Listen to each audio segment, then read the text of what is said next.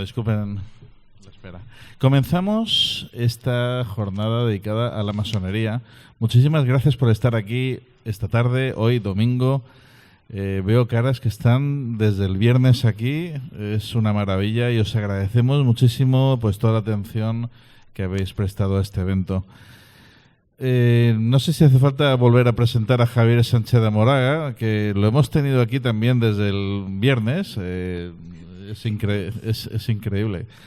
Qué cruz, no, hombre, que es una maravilla. Es para mí un auténtico erudito y una persona maravillosa, ¿no?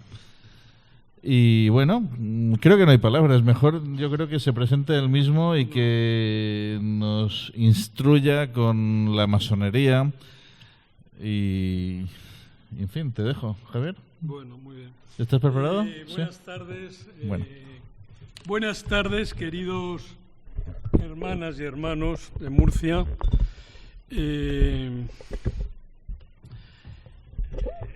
Ya aquí en esta misma sala, hace ya, no sé si un año o dos, ¿no? Va, camino, no sé, yo ya estoy viejo y ya pierdo la noción del tiempo.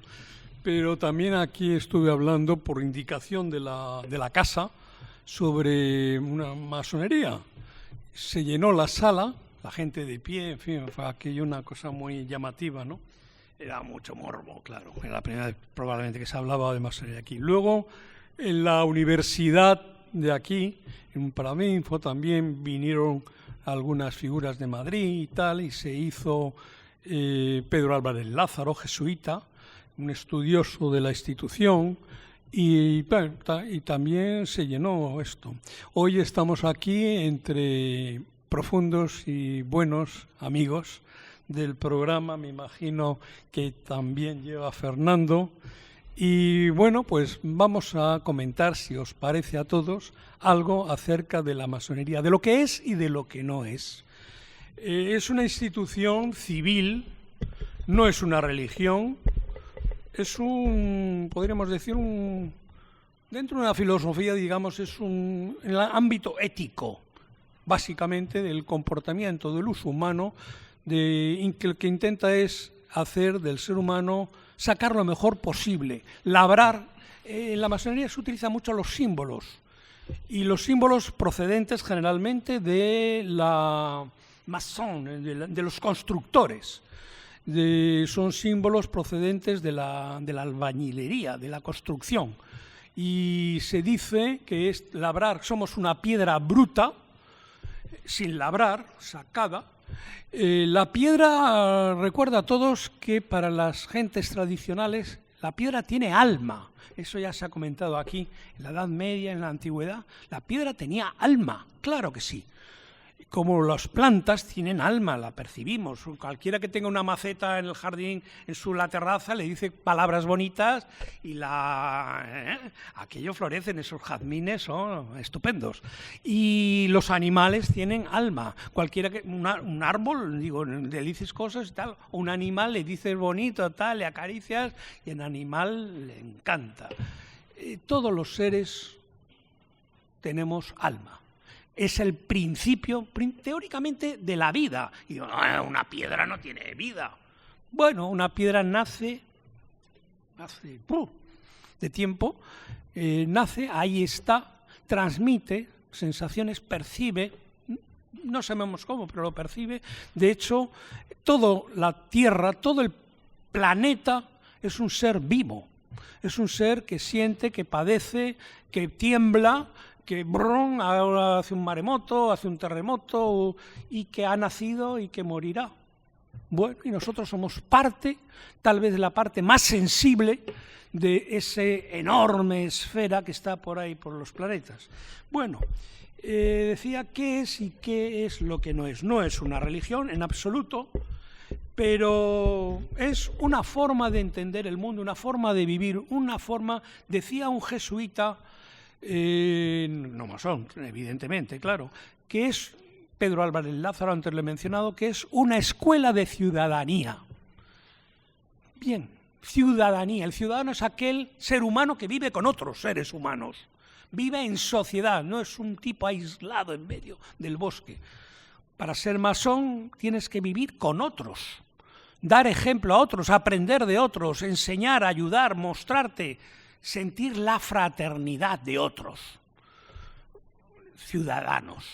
Es una escuela de ciudadanía, de tratar de sacar lo mejor del ser humano por aquello que ya decían los filósofos griegos, Platón, su maestro Sócrates, etcétera, de que el ser humano no es cibes, es ciudadano, está hecho para vivir en sociedad con otros. Pues esto es. En cuanto al origen, vamos a ir empezando. Hay, como todas las cosas verdaderamente importantes, tiene un origen, digamos, mítico y tiene un origen histórico. Y ambos son necesarios, sobre todo para una institución de este calibre. Cuando estamos intentando hablar del origen de un banco, bueno, el origen mítico del banco no, es la pasta, cuanto más ganas y cuanto más eficaz eres, mejor banquero, y cuanto más gente dejas en la calle por las hipotecas que no han cubierto y tal, mejor. Esto necesita un origen mítico, naturalmente, y también tiene un origen histórico. El origen, empezamos por el histórico. La francmasonería actual, moderna, que nace allá por el siglo XVIII, tiene y se siente heredera de una anterior proyección, historia, transformación de los francmasones. Franc es libre, francmason es el constructor libre, porque no estaba sujeto al feudalismo de ningún señor, de ningún obispado, etc. Era una especie de ciudadanos de pasaporte libre que circulaban por toda Europa porque eran necesarios. Y pasaban 8 años en Rennes, lo iban a Sartres, lo iban a León, a Burgos, y a Murcia no, porque se hizo muy tarde ya la catedral, pero iban a donde les podían. Y no dependían, no estaban sujetos no eran siervos de la gleba, no estaban sujetos a la servidumbre de la tierra, eran libres, se movían. Esto ya marcó mucho y fue creando un espíritu de que somos europeos, pertenecemos a la cultura, a la civilización occidental, y estamos en Francia, en Inglaterra, en Italia, en España, vamos, volvemos, y va creando un espíritu común. Si hubieran sido sujetos a una servidumbre, no hubieran podido moverse, se habrían quedado aislados. Esto fue creando un espíritu general. Además, eran libres, como he dicho, francmason, no estaban sujetos a ninguna. De hecho, todavía hoy día, los masones actuales, que son simbólicos y demás, pero llevan espadas.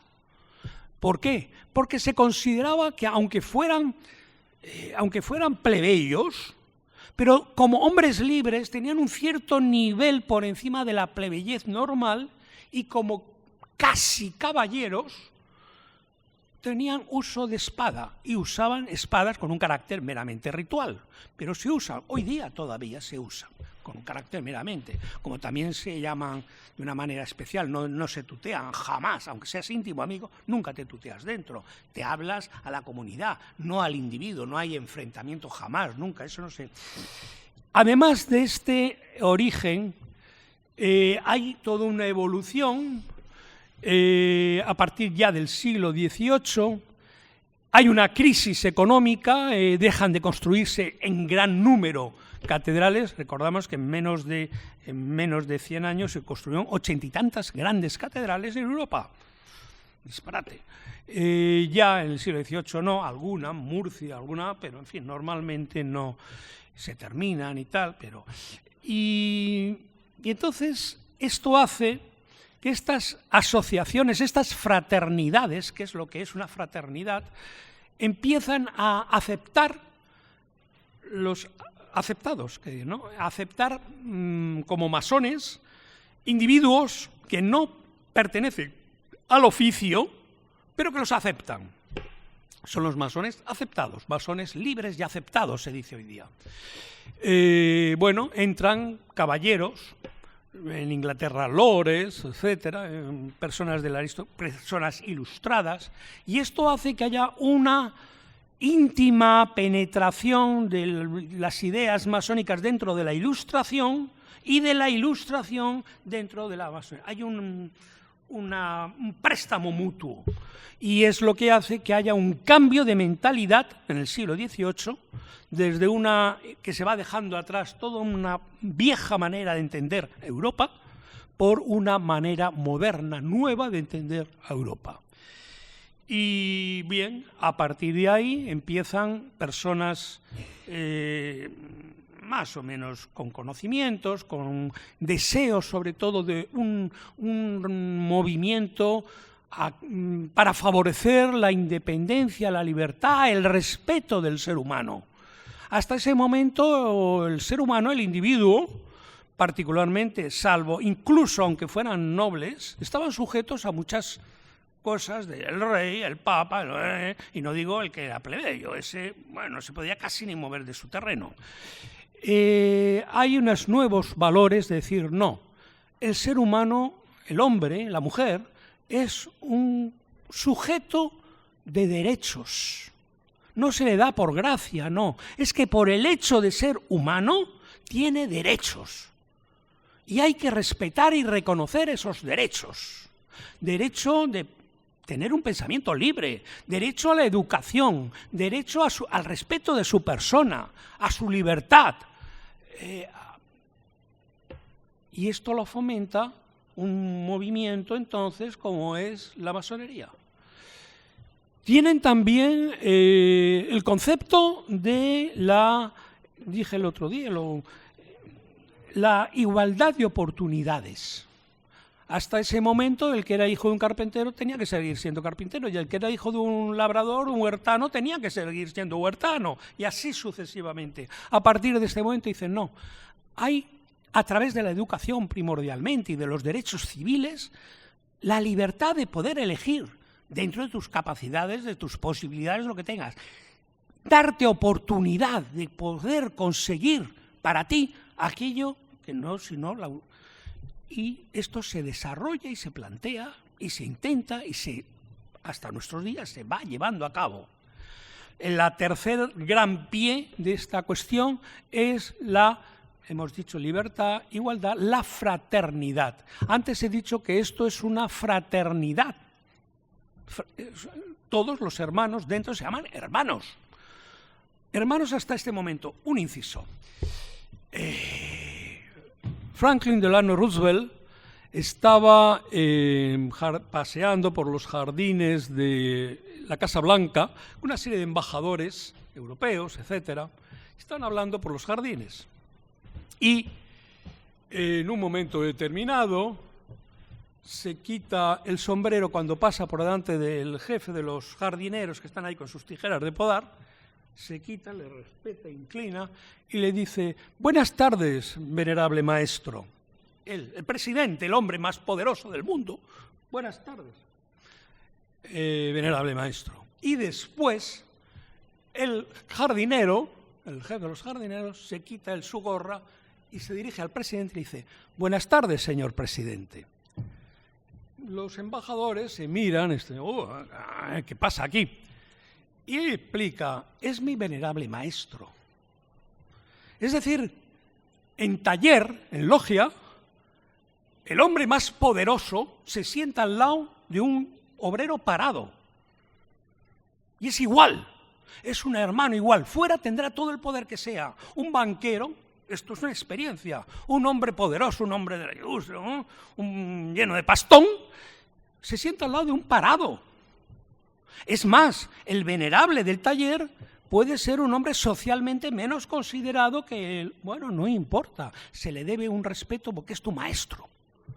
Tú en la calle tendrás todo lo que quieras, ahí no, ahí eres un hermano más. Y eso se respeta. Esto es fraternidad. Esto es fraternidad. Fuera serás quien seas. Fuera tendrás los títulos que tengas. Ahí no. Ahí eres un hermano más. Igual, obligado las mismas obligaciones. Y estás sujeto a que te conceda la palabra el venerable cuando te la concede y que te la retire cuando te la retira.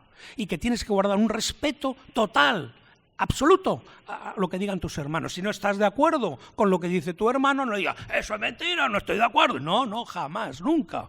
Te diriges al venerable, no a tu hermano. Nunca hay un enfrentamiento y le dices, venerable maestro, lo que dice el hermano es muy interesante, es tal, pero yo añadiría que... Y dices tu cosa. No le dices, el hermano es un tonto, nunca. Se le respeta. Tú dices lo que tengas que decir dirigiéndote a través del venerable a todos, pero le respetas a ese hermano.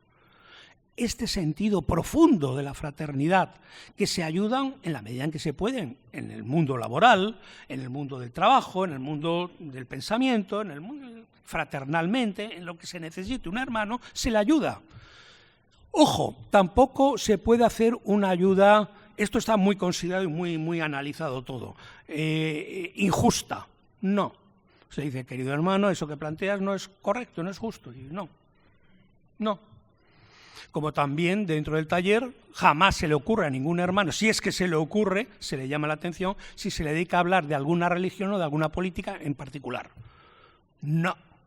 Y el venerable, querido hermano, eso no toca aquí. Eso háblalo en la calle con tus amigos tomando un café, pero aquí dentro no. Y se insiste, querido hermano, abandona la sala. Se le invita a salir. Jamás, nunca en taller se ataca o se defiende ninguna religión en particular o ninguna idea de partido político en absoluto. No se permite. Con lo cual, cuando hay esas ciertas leyendas negras, es que tiene esta... No, no. Fuera, privadamente, uno tiene las ideas que tenga. Bien, fuera. Ahí dentro no se le permite en absoluto. Esto es así en todo el mundo, en todas las logias regulares. No, podría extenderme más, pero no voy a plantear más los aspectos históricos. Hay también como toda sociedad, quiere tener un pasado mítico. Todos soñamos con antepasados que fueron pum, pum, pum, pum, ¿no? Ya buscamos árboles genealógicos, mi abuelo, mi bisabuelo, el otro fue, porque intentamos buscar nuestras raíces y dar un sentido a nuestra vida, darle un sentido actual a través del pasado, de la historia, de las raíces. Y buscamos esas raíces. Y a veces, bueno, no son las auténticas, ni falta que hace. Lo importante en la vida no es de quién uno es descendiente, quién es tu antepasado. Lo importante es saber a quién eliges tú por tu antepasado. ¿De quién quieres tú ser descendiente? ¿Con quién te identificas de ese pasado? Eso es lo importante, porque el otro es un factor meramente azaroso. Que tú seas hijo de tu padre, tu abuelo, tu bisabuelo, tatara, que seas negro, rubio, amarillo, blanco, eso es puro azar. Tu voluntad, tu deseo de decir, yo me quiero identificar con esa línea, yo quiero ser de eso, quiero descender. Eso es un acto de voluntad. Ahí está la libertad humana, no el azar. Eso es una clara decisión de voluntad. Yo quiero esto, me identifico con esto.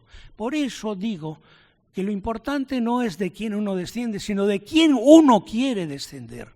Bueno, y esto, igual que hay organizaciones políticas, por ejemplo, el nacionalsocialismo de los obreros alemanes, nazi, pues buscaban unas historias, la raza indoeuropea, puros arios. Curiosamente, los puros arios son los gitanos, son arios puros. Los alemanes no son arios en absoluto. Pero bueno, ellos se consideraban y buscaban esos antepasados, o esas esvásticas indias, hindúes, o en China o tal, o incluso el lauburu vasco. Pero vamos, en Germania antiguamente los germanos no tenían. Es decir, buscaban algo. Bien, la institución masónica también busca un pasado mítico con quien identificarse. ¿Y dónde lo busca? Pues donde es natural en cualquier mundo, en el mundo occidental, donde nace la masonería, aunque luego se extiende por el resto del mundo. En gran parte en Egipto, claro está. Y hasta el extremo que allá por el siglo XIX, unos franceses de origen vasco, pues inventan unos rituales, el Mizraim, y hay unos dos, luego los mezclan, etcétera, que intentan reproducir de alguna forma más o menos poética, escénica, ese enlace, ese enganche con el mundo egipcio. ¿Qué es el mundo egipcio? Es el mundo de Dios, de Ra, Dios, Har, la raíz Ra, Har, es decir, Hércules, Hera, todos los héroe, ese sonido, Har, es el sonido de la divinidad. Y claro, buscan eso, buscan la energía, que para los antiguos era el sol, buscan la identificación con un mundo espiritual, un mundo en el que uno muere, pero inmediatamente posterior resucita porque el alma no muere, etcétera, etcétera. Una idealización de ese mundo. Curiosamente, cuando alguno plantea que la masonería es yo que sé cuántas cosas, aparte quema iglesias y pisa y escupe los cristos y todas estas cosas, hay una cosa muy curiosa. Para ser masón hay en España 4 hojas grandes en el que uno pone su inscripción, sus datos, y en la última hoja, al final, uno hace una declaración firmada de que cree en el gran arquitecto del universo que es Dios y en la inmortalidad del alma. Que yo sepa, eso no lo firma ningún... ¿Hay algún católico que le hayan hecho firmar eso? No. ¿Hay alguien de alguna otra religión que le hagan firmar eso? Ahí, si no lo firmas, estoy hablando de la masonería regular, si no lo firmas no te aceptan. Dicen, no, lo siento, vete a otro lado. Estás obligado a esa creencia. Luego tú, Dios, lo entiendes como lo quieras entender.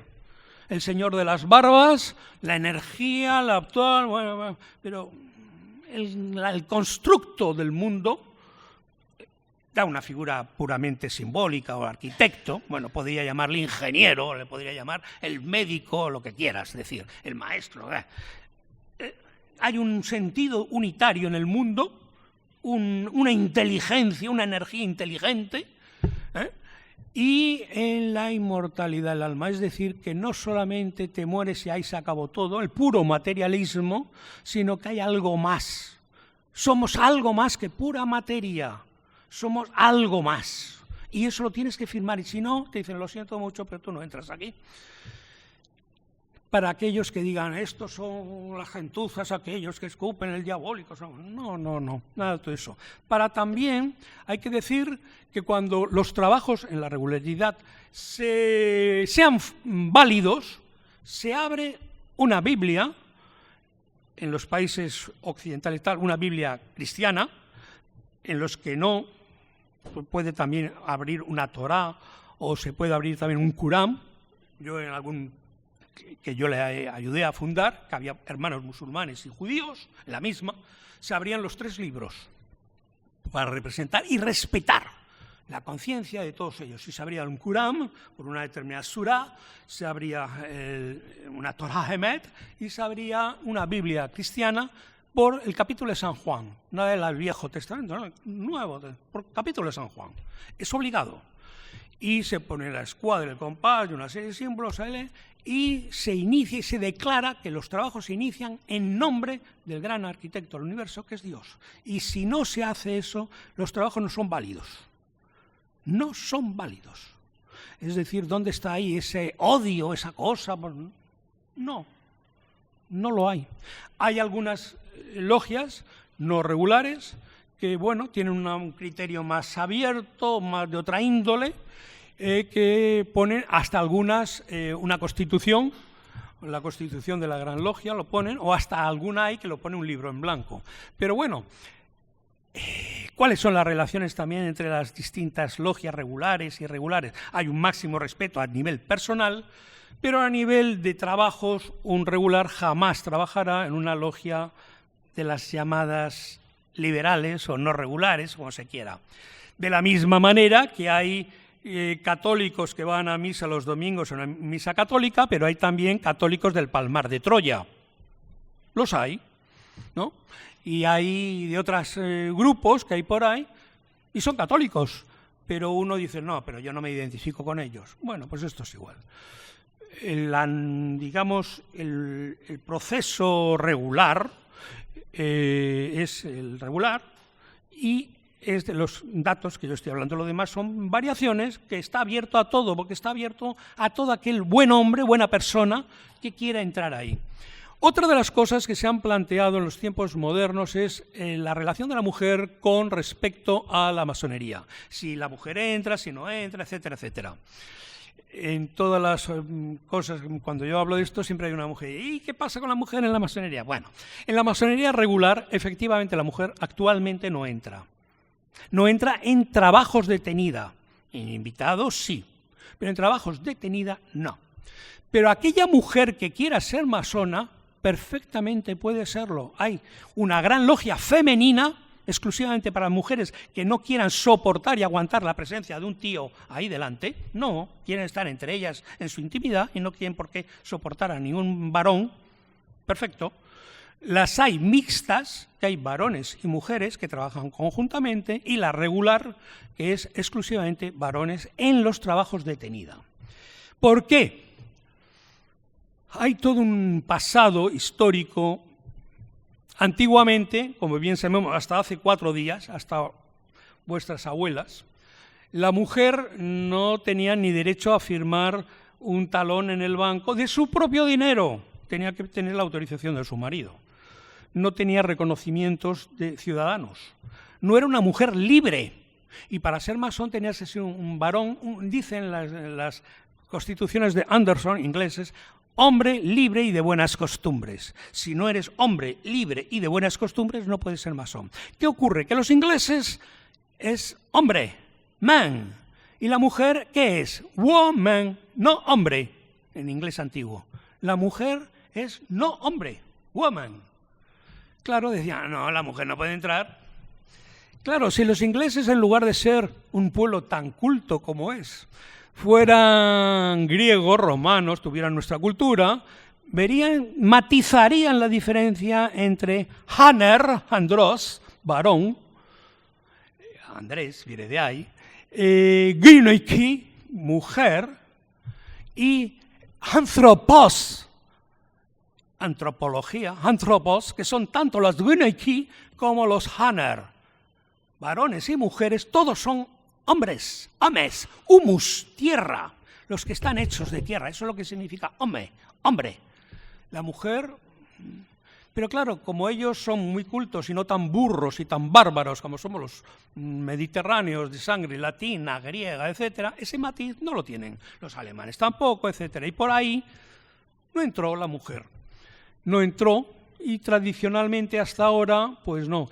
¿Qué problema tenemos actualmente o tienen que si se acepta la entrada, dentro de la regularidad, si se acepta la entrada de la mujer en los trabajos de tenida, puede suponer una ruptura diplomática con las grandes logias que dicen no. Y para evitar esa gran ruptura, y que como por otro lado toda mujer que quiera serlo puede serlo en sus talleres, dice, bueno, pues vamos a dejarlo así. Es posible que con el tiempo esto desaparezca, probablemente. Pero bueno, como se es muy respetuoso de las tradiciones, pues esto es una tradición que ahí está, y las tradiciones hay de todo tipo. Bien, se mantiene eso, y en tenida no. También porque en tenida, por ejemplo, en la iniciación, uno va medio calzado, medio descalzo, uno va con parte del pecho izquierdo, hay una serie de rituales que se suponía, hoy día ya estas cosas de pudor parece que no tienen tanta importancia, en la calle se ve, pero hasta hace 40 años sí. Y claro, una mujer, pues en su pudor le dificultaba que delante de varones, que tuviera que ir con esas trazas ni medio desnudo, ni medio vestido, ni medio desnudo, ni medio calzado, ni medio... Estás en un estado intermedio que tiene su valor simbólico y que por esas y otras razones se considera, bueno, la mujer tiene su camino para desarrollarse.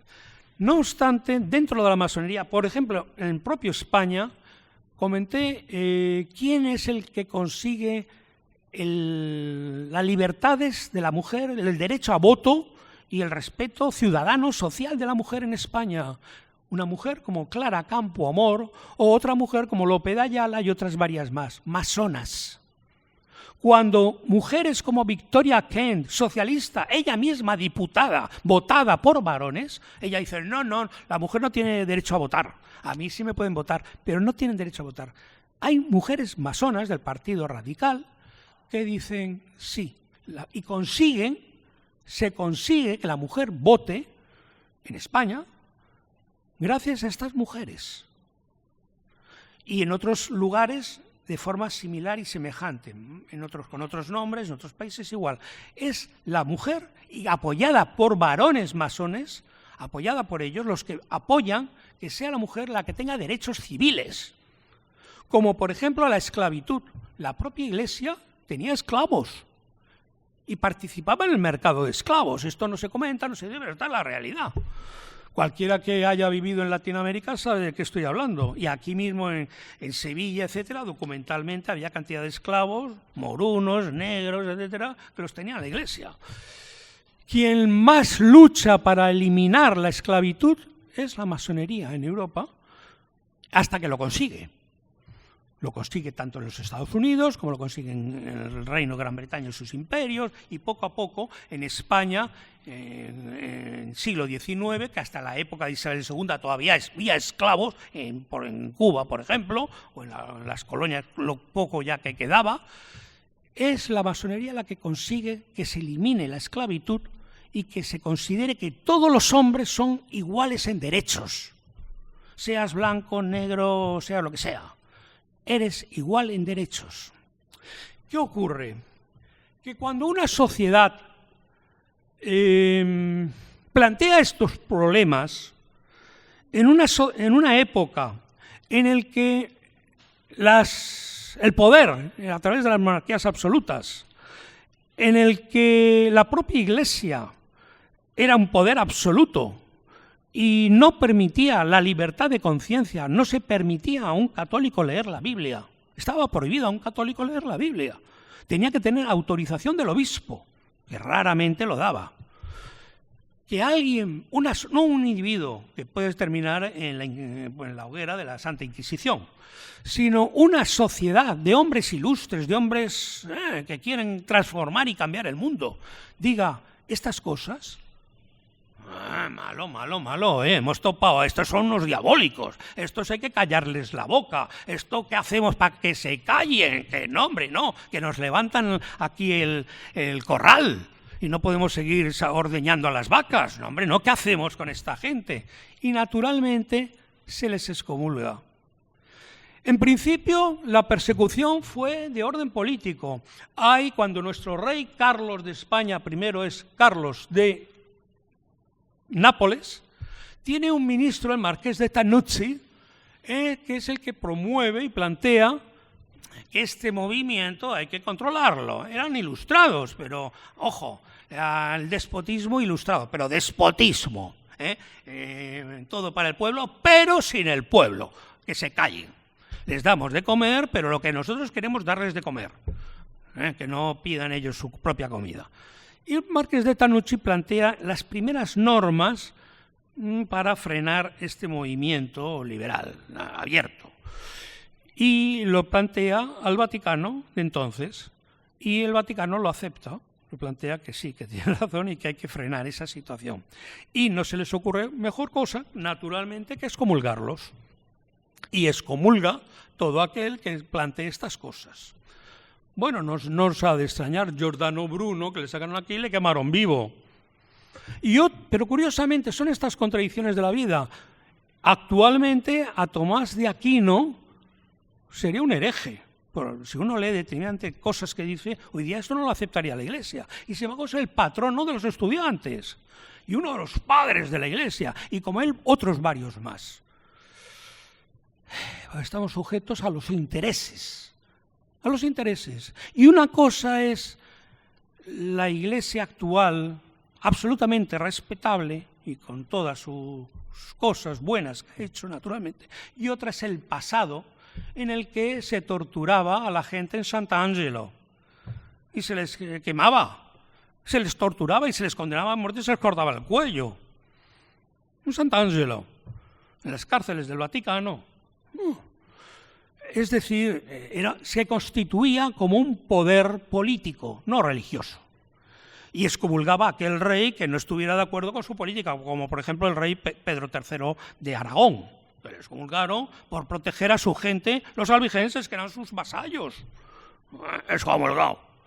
O a Carlos de España y V de Alemania, excomulgado. Y así sucesivamente.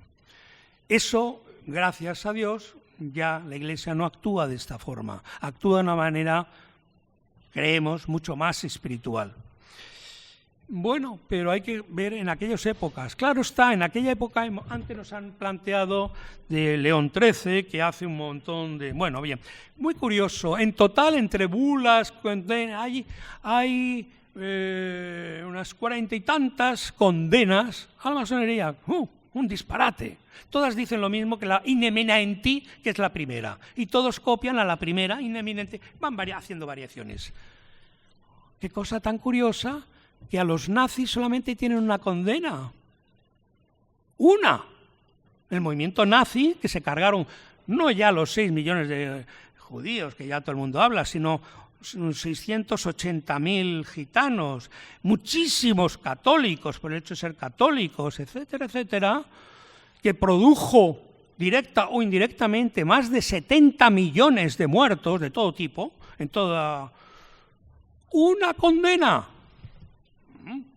Qué curioso, ¿verdad? Cuando los otros no hay ni un solo crimen que se le pueda dirigir a la institución masónica, ni uno, no hay ninguno tenga esa clase de condena. ¿Por qué?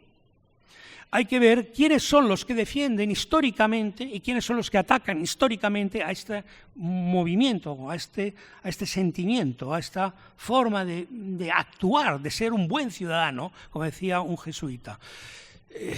Por ejemplo, las grandes dictaduras, Stalin, Lenin, Hitler, el general Franco y otros muchos más por ahí, lo condenan.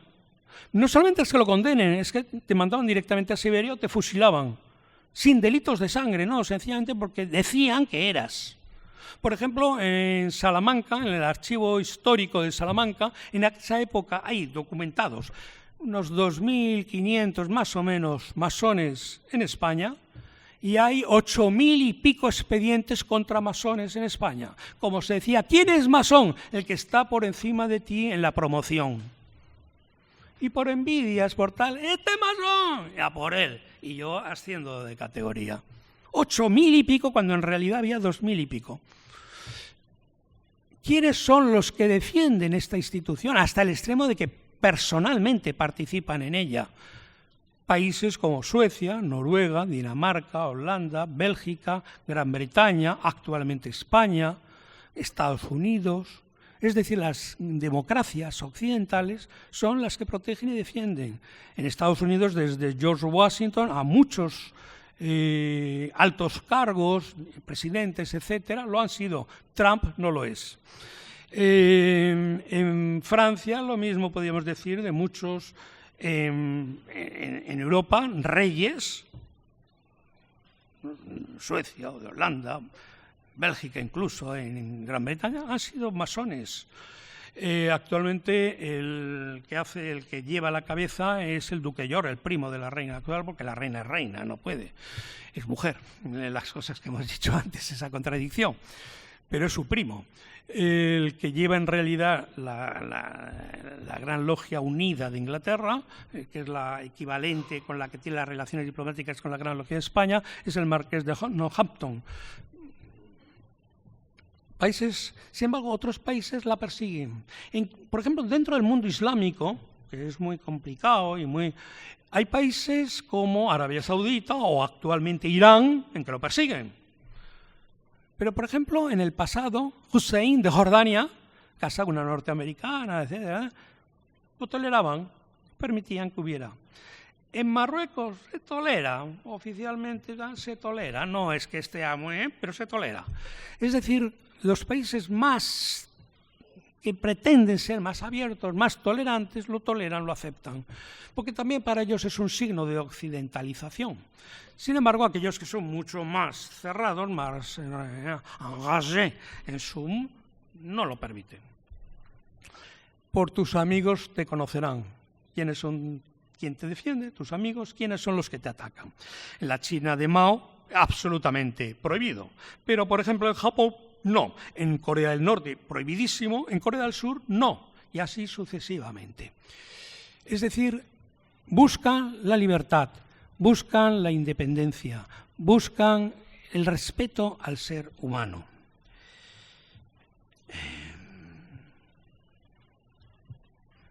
Naturalmente ha habido muchísima desinformación, concretamente en España, lo que en otros países se plantea, incluso en los currículum vitae, que yo soy masón y tal, y es un punto a favor, cuando te contratan en una empresa, mira, pues es una persona respetable, responsable, porque hay toda una organización, porque si haces la más mínima, te echan fuera, así de claro, no hay... Pero te lo consideran. En otros países, por ejemplo acá, en España, ha habido toda una historia de leyenda negra que viene de atrás, por lo cual está mal visto. ¿Por qué? Sencillamente porque replanteaban los aspectos, los valores que antes he dicho. Sencillamente por eso. Porque jamás se ha atacado nunca a ninguna religión, y en concreto, en particular, por supuesto a la católica tampoco, hasta el extremo. Yo he tenido que ser gran maestro en algunos momentos de la vida. Yo he financiado, y la Iglesia lo sabe, misiones católicas en Latinoamérica. Y lo saben. Yo he financiado escuelas o hospitales que dependen de órdenes religiosas. Y la Iglesia lo sabe. Ningún problema. No hay ningún tipo de ataque en absoluto. Al contrario, se les respeta.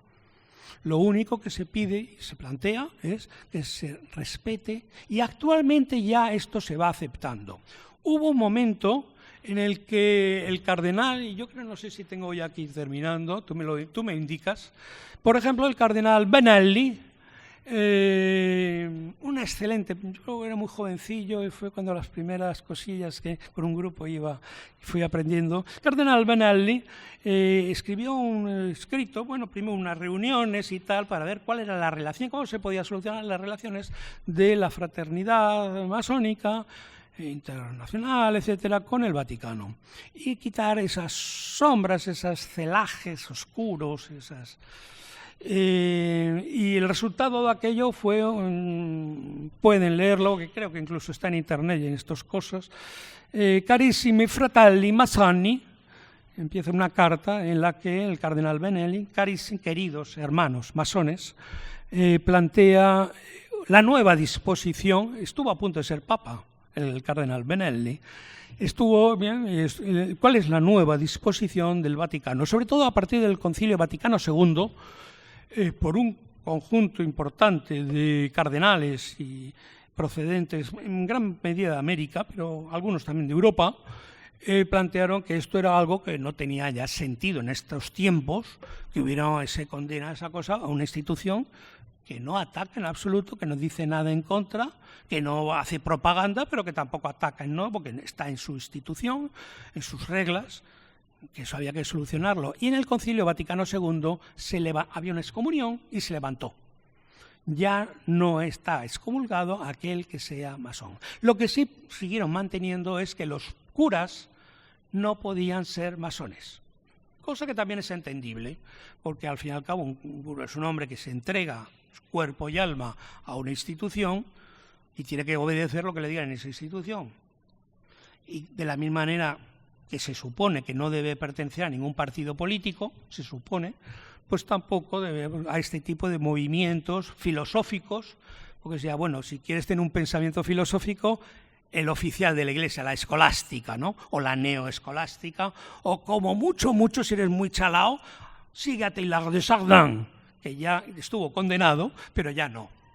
O sea, pues sigue a Teilhard de Chardin, ¿no? Ese jesuita tan... Pero, bien, pero ningún civil no está ya excomulgado. ¿Qué es la situación? Bueno, pues actualmente Ha habido un gran cambio, respeto, callado por parte de la institución. Por parte de las instituciones políticas, ni los partidos ni nada, ya no dicen ni pío al respecto, si lo dices algún desorientado, pero nadie ya en su sano juicio hace la más mínima mención a la cuestión y deja que lo sean, porque entre otras cosas, por ejemplo, comentaba, personas, ¿cómo son? ¿Os imagináis diabólicos escupiendo y haciendo tonterías de este tipo? En Murcia, somos murcianicos, a la Cierva, que era masón, o a Isaac Peral, que era masón, o al doctor Fleming, que era masón, o a Nehru, o a Gandhi. ¿Alguien se imagina a gentes, muchos más, premios Nobel, etcétera? Hay un montón de gente, no, a Víctor Hugo, padre, incluso, a Julio Verne, aquí se han mencionado varios, a un montón de escritores, de artistas, actores de cine, John Wayne, el del pistolero, ese lo era también, y muchos compositores de música, Jean Sibelius, Mozart, en fin, cantidad de todo tipo de gente. ¿Alguien se lo imagina haciendo payasadas de este tipo? No, no. Son leyendas lamentables que se han planteado por gente de cerebro pequeño, pero con un alma muy oscura, que querían ennegrecer la sociedad sobre la que pretendían dominar y controlar. Y la forma de controlar ideológicamente y socialmente una sociedad es que no piensen por sí mismos, que no razonen demasiado, que no seamos nosotros los que le dirigimos, que no haya ninguna organización por ahí. Oye, no, piensa tú por ti mismo, razona, usa tu... No, eso no. No, haz lo que yo te digo que tienes que hacer, piensa lo que yo te digo que tienes que pensar, haz o léete el catecismo y apréndetelo de memoria. Catecismo político, catecismo religioso, catecismo que sea, pero no pienses por tu cuenta. Claro, quien plantea lo contrario pues no es bueno y hay que tratar de eliminarle. Yo no sé si quieren, doy paso a preguntas, si alguno tiene cuestiones que hacer o no sé, si quieren. ¿Hay alguien que quiera hacer preguntas o que quiera